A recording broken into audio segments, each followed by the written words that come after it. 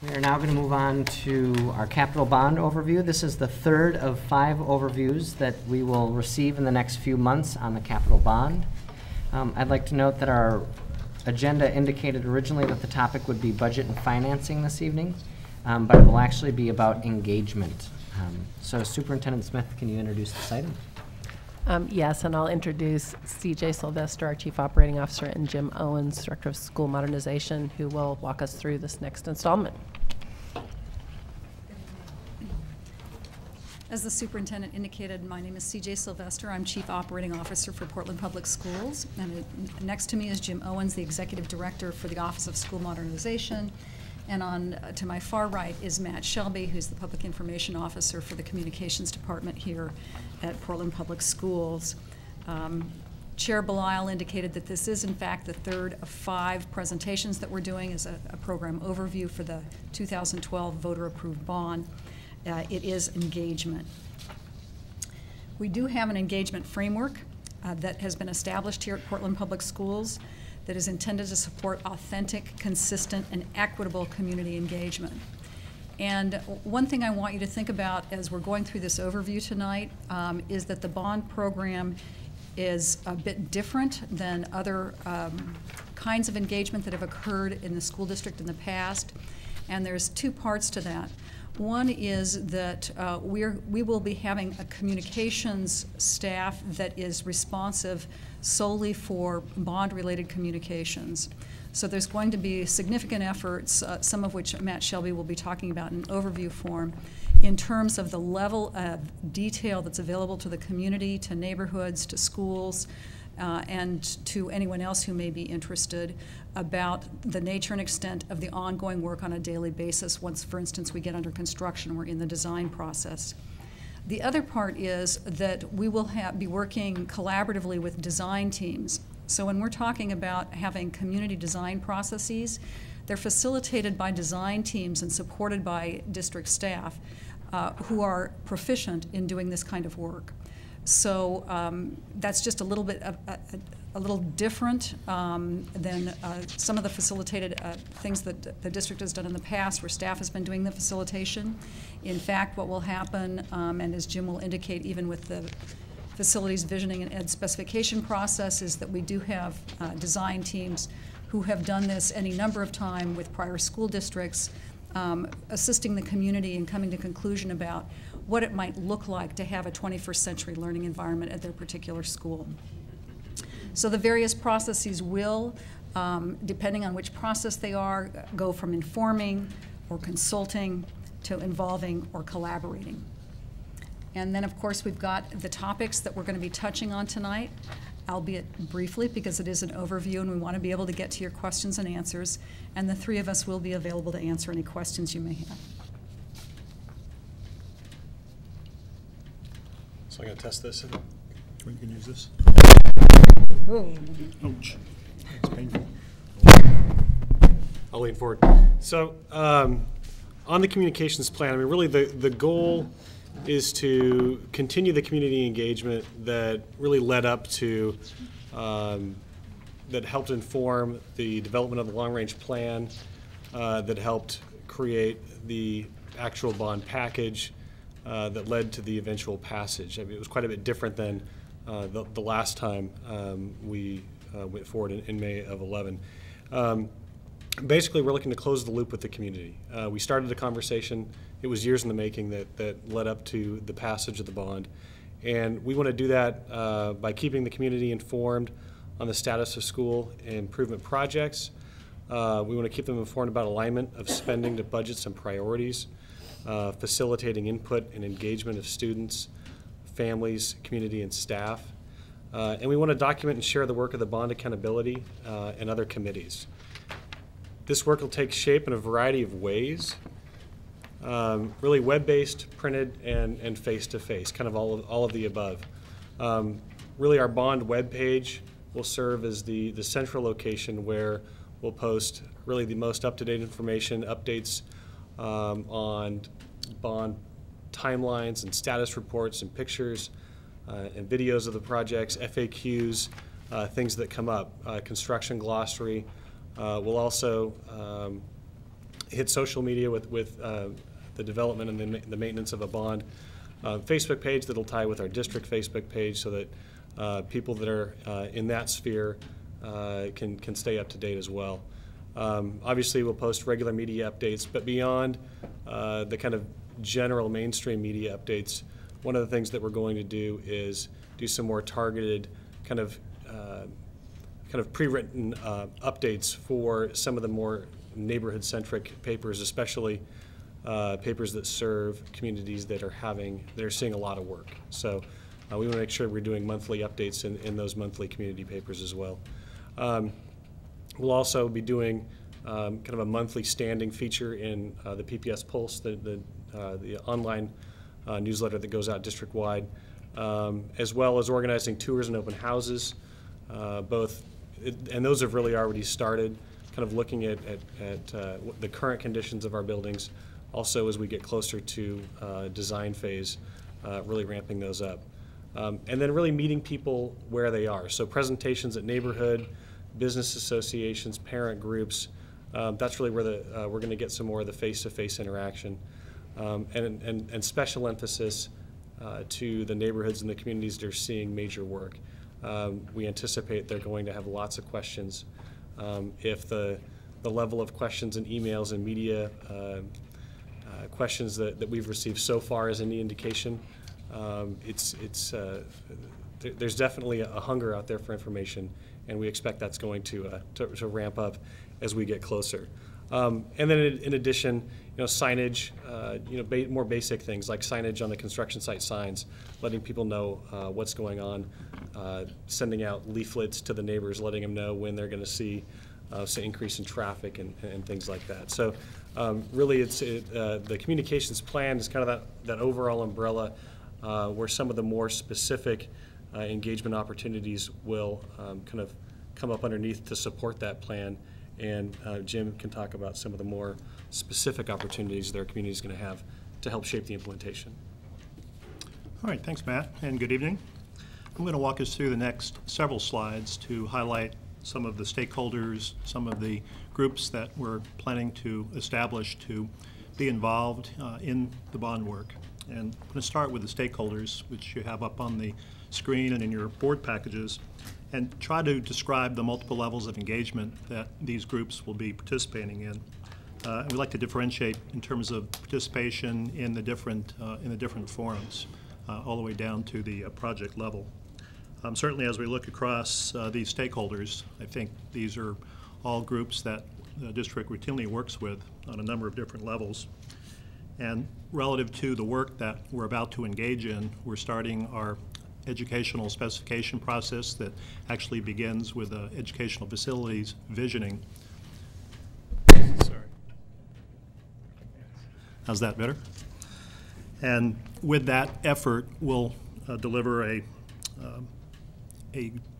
summary of what our schools will look like, particularly the ones that are going to be subject to full modernization or replacement. Secondly, we'll be talking about groups that are specifically focused on individual projects, specifically our three high schools, Roosevelt, Franklin, and Grant, and then the replacement of Fabian K-8.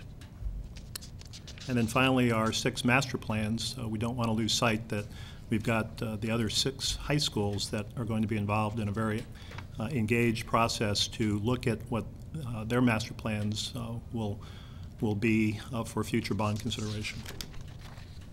So in looking at the educational facility visioning and specifications, last Wednesday we kicked off the meeting of our Executive Advisory Committee, which is a 30-plus person group that represents our diverse community. And we spoke with them about how we're planning to engage a variety of groups to maximize input in terms of how our facilities support program and curriculum delivery. It's very much of a differentiated engagement process, and we're anticipating getting voices from the community that we don't traditionally hear from. So we're really going to be working hard on that, and that effort will take us through the mid part of April. Students and teaching community will also be participating in this effort. Again, we're looking for maximum participation, as well as district operations staff. As we move into the second phase of this work, the EdSpec document itself, we're looking for something that will allow us to define what it is our schools look like, and that will inform our design teams as we get started with specific projects. As we complete this work, the ed spec itself will be used not only for the high schools in this bond and Fabian, but it will also inform future schools in future bond measures. So a real important source document that'll be a very overarching one. Next is our design advisory groups, or DAGs, and these are customized teams that will actually be comprised of community members and of different staff that will be unique to each of the communities. So there will be separate ones or different ones for each of the high schools and for Fabian. So we're expecting to have 4 of these design advisory groups in place. And we're actually looking at putting them in place as we begin master planning. You may recall that in our plans for the 3 high schools in Fabian that we want to spend time master planning the entire site. And so we will have our design professional board, our architect, planner, and they will be working with staff and with these design advisory groups to ensure that we're getting community input as it's customized or tailored to that specific school site. Our DAGs are small diverse groups, and again I won't read this, but in terms of what they're accomplishing, that summarizes what we're looking for from them. I also like to think of them as paralleling the district project teams in terms of the project life cycle. They'll be involved during the planning phases, during the design phase, they'll be monitoring during construction, and then during post-occupancy. And I think it'll really serve to highlight the work and to ensure that we're getting that maximum participation from community. The next group to talk about is our generalized community participation. And many of you recall how we engaged the Marysville community as we were going through the insurance rebuild work there.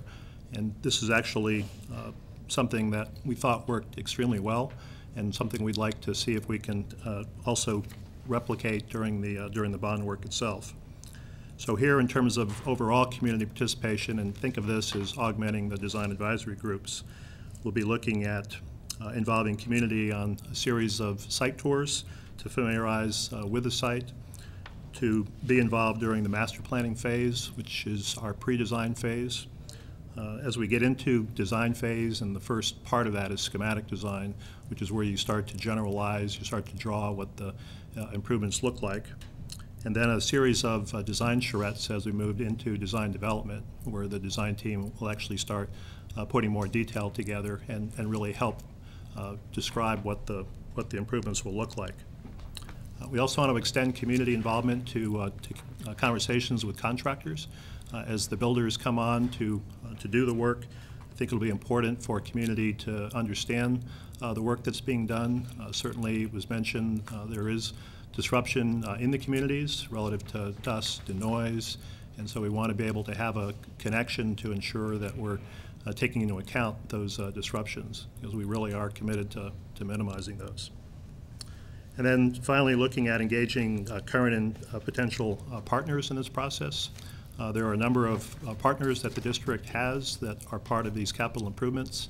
Certainly Concordia comes to mind for the Fabian project, but there are numerous others as well, Parks and Rec. We look at Sun programs, we look at a number of different groups that will be participating on these projects. This public involvement process will also help define the priorities and characteristics of each of the schools. Again, even though we'll have a ed spec that will overall describe, I think it's clear that we would need to customize at the individual sites, and getting that additional input, I think, will help significantly. Inviting school communities to tour the swing sites. Recall that we are looking at, for several of this, for at least 2 of the high schools and for Fabian, needing to move the student body and the staff to other locations during construction phase. And to maintain the integrity of the student body in the community, we want to be able to showcase what the swing site will look like. For example, in the case of Franklin High School, looking at Marshall and giving people an opportunity to see what Marshall would look like to support the students there. And then finally, engaging student participation. Part of our equity and public purchasing and contracting includes a component of student career technical education. Student involvement throughout this process will be very key in providing an opportunity for students with interest in the design and construction industries to do internships with firms, career fairs, working actually on the design teams, shadowing some of the general contractor staff. We think will be really valuable for the curriculum that the students are going to be participating in.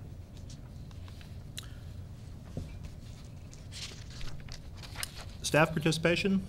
Certainly internal staff are key stakeholders in these projects. What this describes are a number of the ones that are going to be actively involved in these projects. Office of Schools, certainly our teaching and learning staff, our building level educators, custodial staff, all of the operations group, all have a very key role in this work. And as we go through the design charrettes, as we go through the whole process, they'll be very actively involved in this work.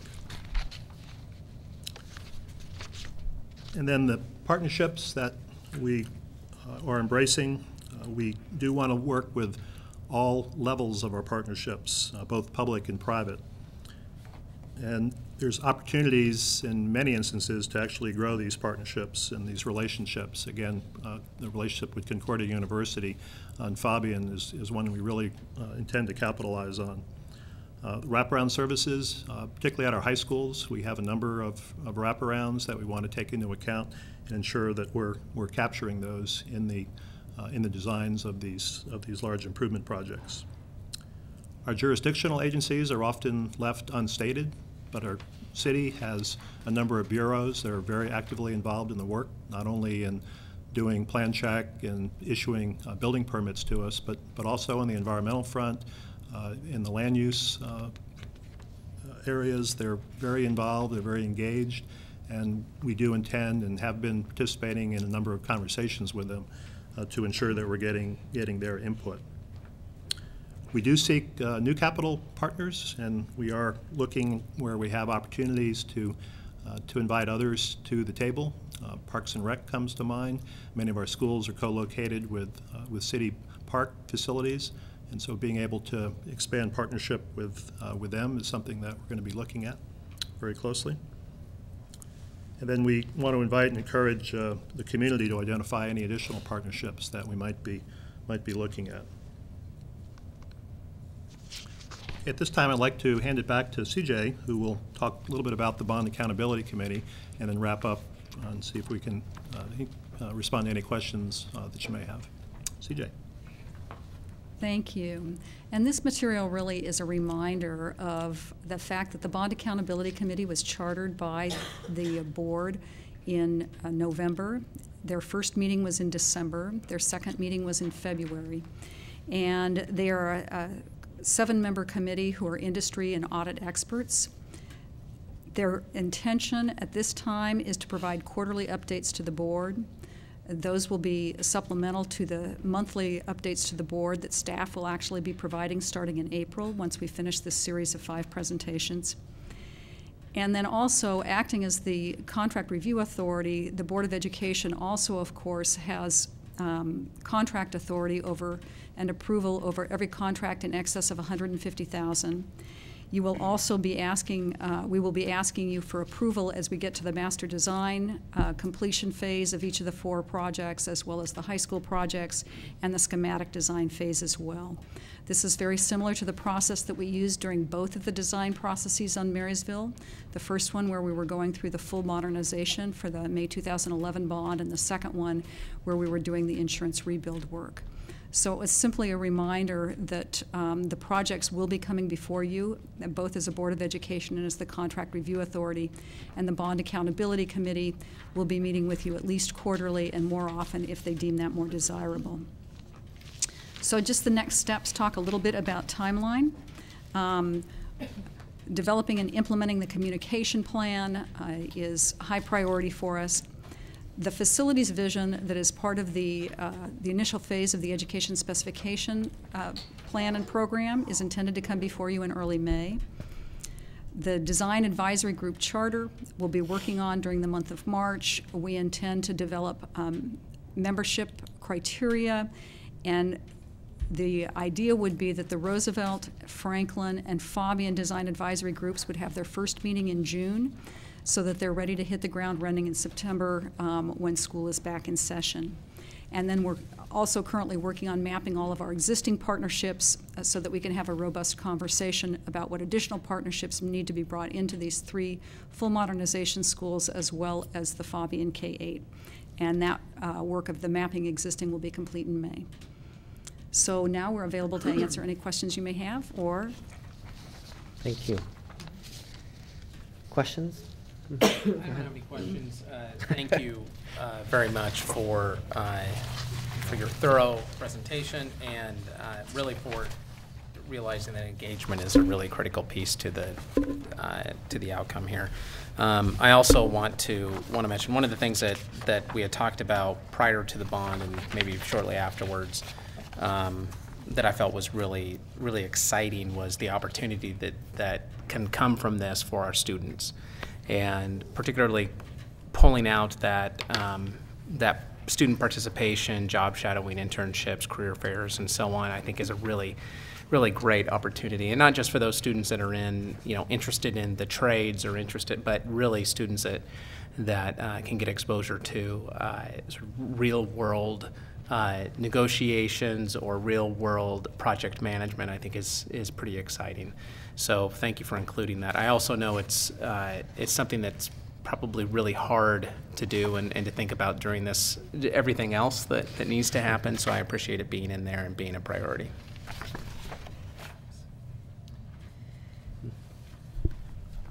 So thank you for this presentation. As I look at this, it looks like the engagement that we're talking about here is primarily focused on the 4 full school modernizations. We also have 8 summers where we're going to have really intensive work on many of our schools: seismic upgrades, roof replacements, accessibility upgrades, science labs. So can you talk to us about what the engagement or partnership plans or communications plans or anything will be around that work? Well, the way I would characterize it is that it is more of the communication plan kind of activity rather than formal community engagement. The nature of the work is such, particularly when we're talking about structural and roofing work, that it's not as interesting, I guess you could say, for a community conversation, but it's very important that the community know the work's going on and that they're aware of the contracting activities that are taking place on the school during the summer. So we currently have the summer 2013 projects, which will be going out to bid probably about mid-March or so. Those principals and staff have been engaged with the process in terms of developing the scopes of work and the timing, the relocation of the summer programs into alternate sites, because of course that's a requirement when we're tearing off the roof. So those kinds of activities are taking place at the school level and the neighborhood level, but I would characterize it more as a communication process rather than an engagement process, just because of the nature of the work. So I guess I want to make sure that we are reaching out to certain communities, like in terms of some of our accessibility upgrades at these schools. Mm-hmm. I don't know if we have any folks who are advocates from that community who would be able to look at our design plans and make sure that we're hitting it correctly. Are we doing any kind of outreach at all? Well, we certainly have advocates in the community for Universal Design and for Americans with Disabilities Act, as I'm sure you're aware. And to date, I don't know that they've been involved, but it doesn't mean that they can't be. We have reached out to a number of the neighborhood communities, like for the 5 schools that are in our Summer 13 program. Mm-hmm. Wilson High School comes to mind, and we've spoken with them several times at a project team level and have talked in terms of the work scope, have talked in terms of what the work will do to the school. Mm-hmm. And so there's I think there's a pretty solid understanding of the extent of the work there at Wilson, similarly at Bridal Mile, similarly at Alameda and Laurelhurst. So a lot of conversation there, but in a different way than what we've described in these design advisory groups. So more customized to each of the schools that are in this group package. Sorry. And I'd just add that type of work is, I think, at least I envision it to be a lot of the work that this communications coordinator would be doing. You know, basically it's their full-time job to, you know, not only support the larger, the design advisory groups and the bond accountability committees and those kind of more formalized, larger scale groups, but also, you know, that person would be the one that would be doing a lot of the outreach to the individual neighborhood associations, going to the Hillsdale Business you know, Association and talk about the type of work that's going to be happening at Wilson this summer, going to the PTA meetings, making sure that the principals have you know, a little written blurb for their monthly school newsletter so that they can keep their communities informed about what's happening. But I think probably and I would leave it to the experts, but my take on it is that the nature of the work doesn't lend itself to as much kind of back and forth engagement and opportunity to kind of shape that work. I mean, like a roofing project is more or less a roofing project, but the impact is definitely there. So I think from a communication standpoint, I think it's a lot more informing, and oftentimes that's as important or more so sometimes. So, but that's the work, a lot of the work that the communications coordinator would be doing. Yeah, I guess I just look at it as a huge positive opportunity for us to be out in the community. I mean, I attended the meeting that you all held at Franklin, which was great, and I know you had done one at Grant the night before. And I mean, people are just pumped up about investment. I mean, this is the first time in such a long time that we've really had that opportunity. And so I guess I just want to make sure that as we're looking at community engagement, that we're thinking through those summer projects and getting out to the community and talking about them, because, you know, especially when you're talking about kids' safety and the seismic and the making schools accessible to every child, you know, first floor, second floor, every room in the building. It's incredibly exciting, and so, you know, just want to encourage us to. I would also suggest that it's absolutely imperative that we make it visible district-wide, because the voters of the district are investing in Portland Public Schools, and we need to make them aware of the work that's being done. How significant it is. I mean, the roof alone at Wilson is a multi-million-dollar project. So these are significant investments that are being made even in this first summer, and we want the community to be aware of how extensive they are. Right. And I would echo your statements. When I was going out to individual school communities when the bond was on the ballot, just informing a parent group about what was in it essentially for their school. And I was at a school that basically was just getting a roof, and I was a little bit concerned going in there. I wasn't sure what the reaction was going to be, but it was amazing. People were just thrilled that at the end of the summer they were going to have a roof that didn't leak on them. Yeah, and it's huge. I mean, that speaks to the state of our buildings right now, but it's important stuff. That's great. Go ahead. Other comments?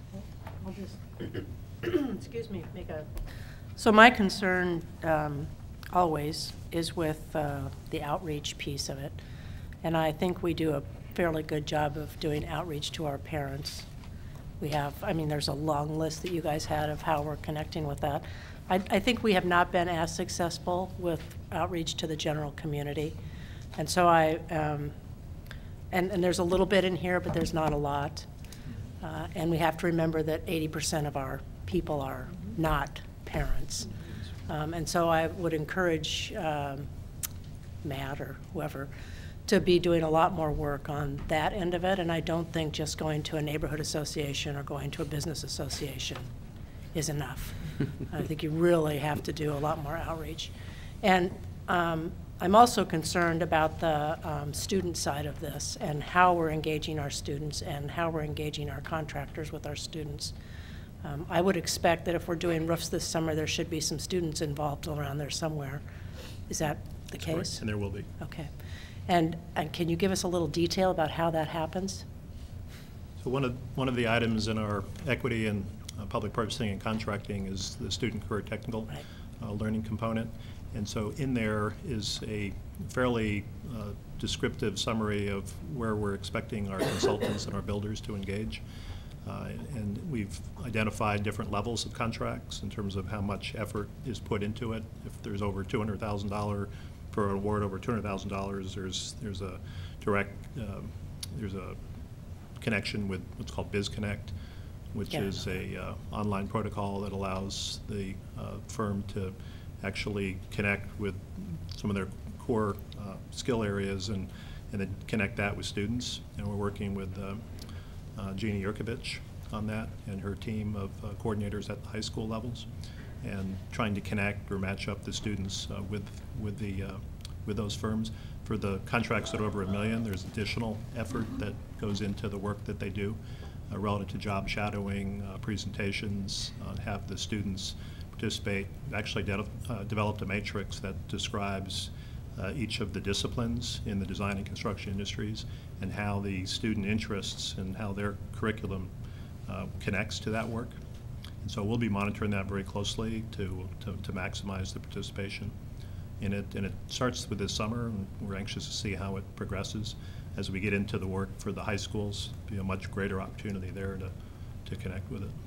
So could we ask for a report back at the end of the summer? I'd really like to hear who's been involved, and I also would like to hear about this, you know, how successful or not that program was, and what you see as the need for changes, so that as we move into these bigger projects, we're making sure that they're really, I mean, this is a perfect opportunity for us to do like almost a little pilot on this. So, and I think it's one of the most important parts of this bond, because it really does engage more than just our parent and community. It engages the whole community, and we really want the whole community to understand about our schools and how important that they are, and to be cheerleaders for us, or to be really involved, not just reading something that comes across on the newspaper or something like that. So, and I guess I have heard quite a bit out in the community about how we engage, and so I'm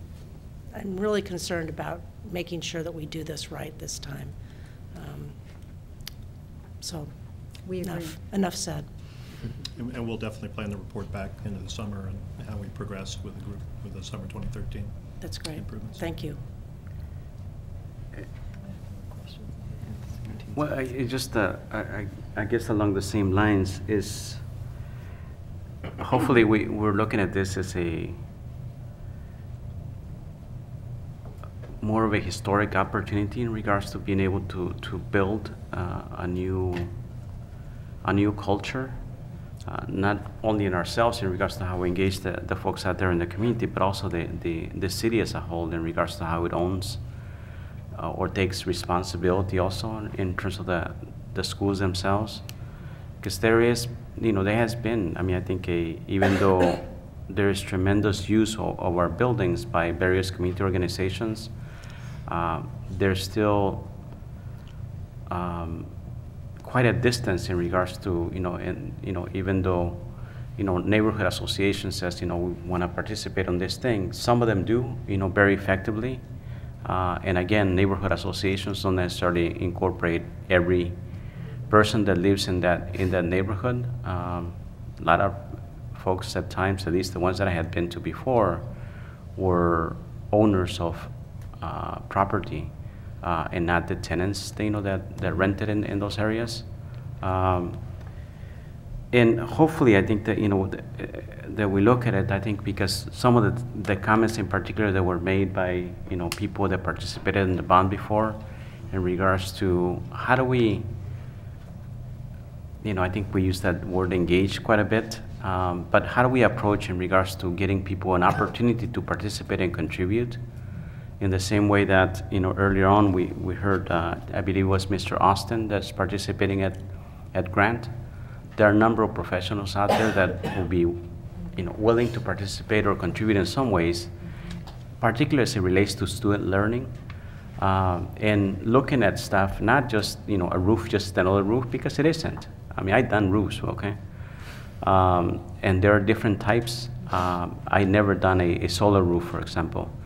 And I mean, to me, that's a learning opportunity in a number of different fronts for students that I never had to. I don't understand the thing, but in terms of if we're looking towards the future, I mean, in terms of sustainability, that's definitely something that we should be looking at much more closely and finding a way to then communicate that sort of like real life, on-time kind of learning opportunities for our students. And I think you have it incorporated. I just think that, you know, looking at how we've done work already, and here's an opportunity. I mean, I believe there was some money that was set aside for the community engagement, maybe $500,000 or so, and trying to look for ways in which we can maybe multiply some of that with maybe looking at some foundations, so investing some more money if we really want to engage the city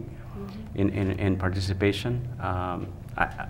Hopefully, I think that we need to look at how can we be more creative, not just, you know, follow the process that we have outlined, but, you know, finding ways in which we can engage people. Years ago, I heard this, you know, and I shared this with Antonio before, who was at Cesar Chavez at that point.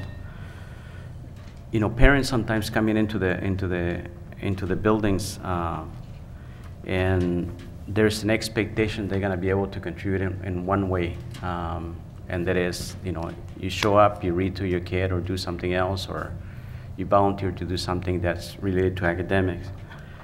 And parents sometimes come to this, says, well, you know, I know how to paint, you know, and they look around and say, well, yeah, but we don't need paint. Says, and they look at this place and they says, yeah, you do.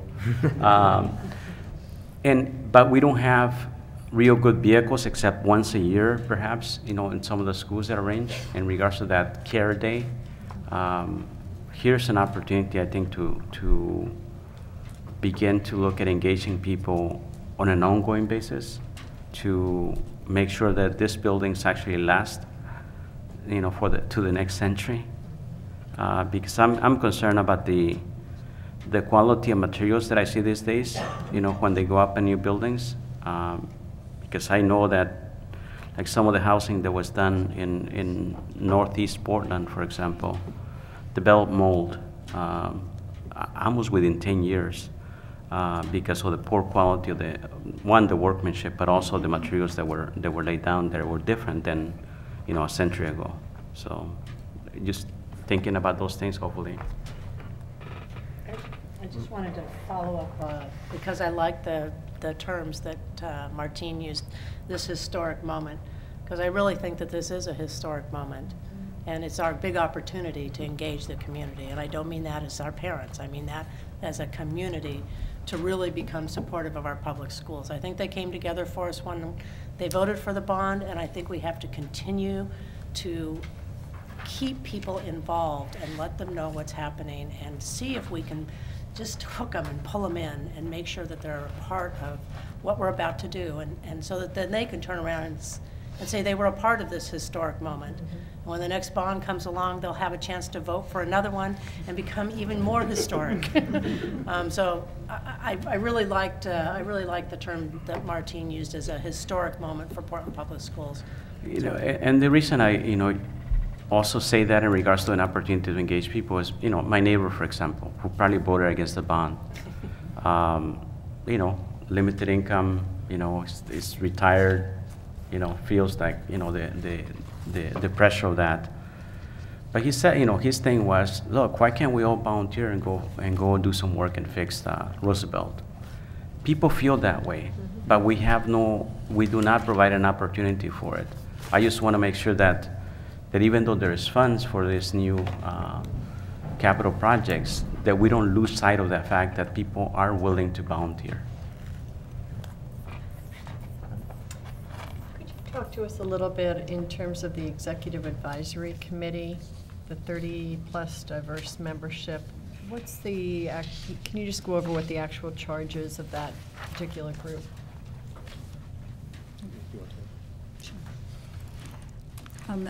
The Executive Advisory Committee is put together specifically to advise on processes regards the facilities visioning and education building specification processes. The first meeting was last Wednesday night, and what was put before them was a proposal as regards how to proceed, and they had a very vigorous discussion about whether that was the right proposal, how it perhaps needed to be changed. Proposal about a high school? No, about a proposal about the process for facilities visioning. So it's strictly a proposal about the process itself, which will be taking place over the next 6 or 8 weeks. And what we have proposed, in fact, is something different than what we have done before. And it is about working with culturally specific organizations deeply and meeting them where they want to meet, having them facilitated by their own people if they would prefer.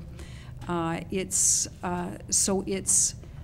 taking our racial educational equity policy and working to apply it real time in an environment that is a historic moment.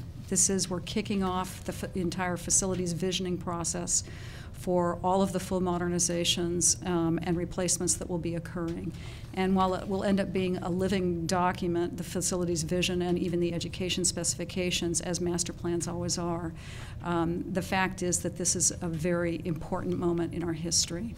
And so we're very determined to seek out the perspectives of individuals and communities here as part of Portland who have not historically been represented, who have not historically been willing to come to our normal engagement processes. And so we have proposed something that's fundamentally different than what we've done in the past. And it received a good reception. At the committee, they provided additional ways of and groups to approach. So I would say they expanded the process rather than fundamentally changing it. So that committee charge really is about the process itself, although they will also be engaged in what will become a summit along with all the people who participate in the various visioning groups that we go through in April. So there will be active participants in the process after a lot of community input has been gleaned, but effectively they're there to evaluate and advise us on process. That's actually really exciting. So there's two questions I have. One is, during the process we heard a lot from the community about how we want the education for our kids to be driving what the actual buildings look like. And we also, I believe, put aside $1.5 million to have a discussion with the high school communities that aren't necessarily being built now. But I presume we would want to have that discussion really early, because I presume that we would want all of our high schools to have some basic components. Actually, so I'm trying to understand where the different The $1.5 $1.5 million is for a series of 6 master plans for the 6 high schools that are not being considered for full modernization and replacement in this bond. So rather than being a single exercise, there will be 6 community-based exercises around those master plans. The overall conversation that you're talking about is actually the facilities visioning and education specification process, which is what you were just talking about? That's right. We've just kicked it off. It will be concluding probably sometime in August in terms of the final education specification documentations.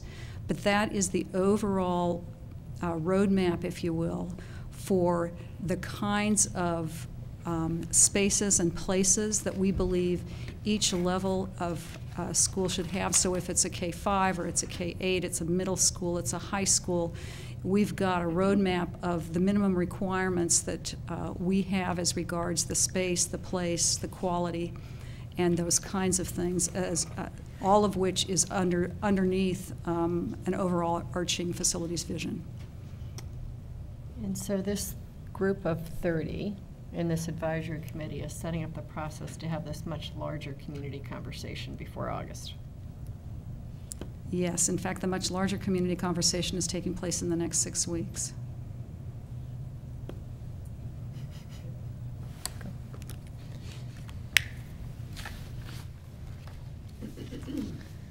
Any other questions? No? Okay. I guess I appreciate, I forgot that, I didn't comment. I appreciate moving the design advisory groups. It looks, I think at one point we had pushed them back, their membership, because we were like, what are they gonna do over the summer? But I appreciate scooting them up before summer so that they could kind of get their feet under them so that they could be ready to hit the ground in June. And I just want to echo what I heard Director Gonzalez and Knowles say about not just a historic moment, but this is an opportunity for us. I mean, schools are an infrastructure that is unparalleled in both our city and state. So I appreciate you calling out the bureaus of the city. We should be intimately involved with all the citizens of our community to figure out what piece can I own, what's my responsibility, whether I have a kid there or not, and how do we engage in a way. And it's really tough to receive that because some people sometimes have ideas that maybe won't fly. So I can remember somebody wanting to build a wall in a school and then working with facilities, and facilities are like, you know, it has to be able to bear this much weight. And they're like, why would it ever need to bear that much weight? And they're like, well, because kids are going to hang on it and jump on it all day. They're like, oh, right. Sometimes we don't think of that, and I don't mean to make it sound like people are unaware, but there is a vetting process that sometimes gives us a reputation of being sticklers. But if they're going to last for 100 years, sometimes we have to do that. But finding those opportunities for us all to come together and say, you know, we own these schools. This isn't something somebody else built. This isn't something that CJ and her team did. This is something we did together, because really without the voters and without this community, we wouldn't be doing it, and we couldn't do it. So I'm excited for that. Thank you. Thank you. Thank you. Thank you.